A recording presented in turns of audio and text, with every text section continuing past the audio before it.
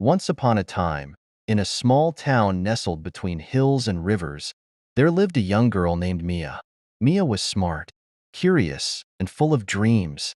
But there was one thing that made her feel a bit unsure of herself: English. Mia had always loved learning new things. She knew how to count numbers in math, draw beautiful pictures, and even solve tricky puzzles. But English?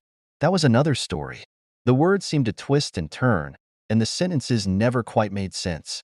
Sometimes, she would mix up the word order or say things that sounded strange to her classmates. "I'll never get it right," she thought, staring at the page filled with new words and grammar rules. Mia's teacher, Mrs. Taylor, noticed her struggle.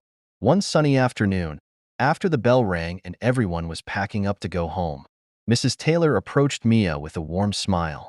"Mia, I see you're having some trouble with English, but I know you can do it. You just need a little more practice and patience." Mia sighed. "But it's so hard. Mrs. Taylor, I don't know how to make all these words work together." Mrs. Taylor knelt down beside her, gently placing a hand on her shoulder.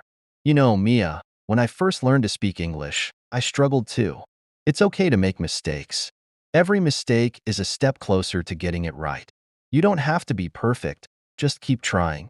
That night, Mia couldn't stop thinking about Mrs. Taylor's words.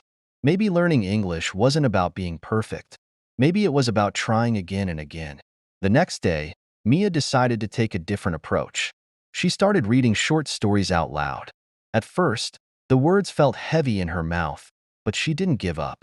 She even practiced speaking with her younger brother, Tom, who didn't mind when she made mistakes.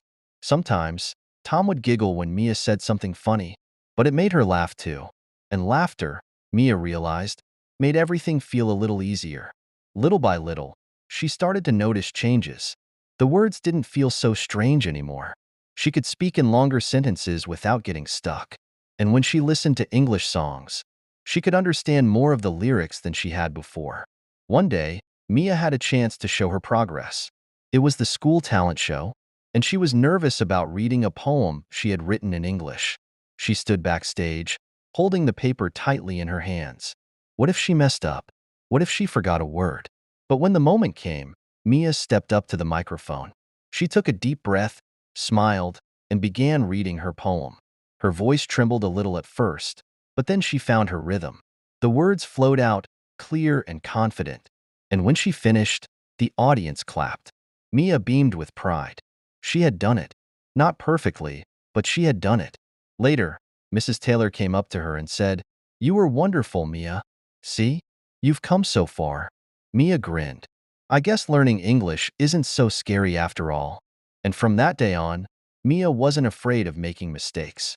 She understood that each mistake was just a small piece of her English adventure. An adventure that, like any journey, was all about taking one step at a time.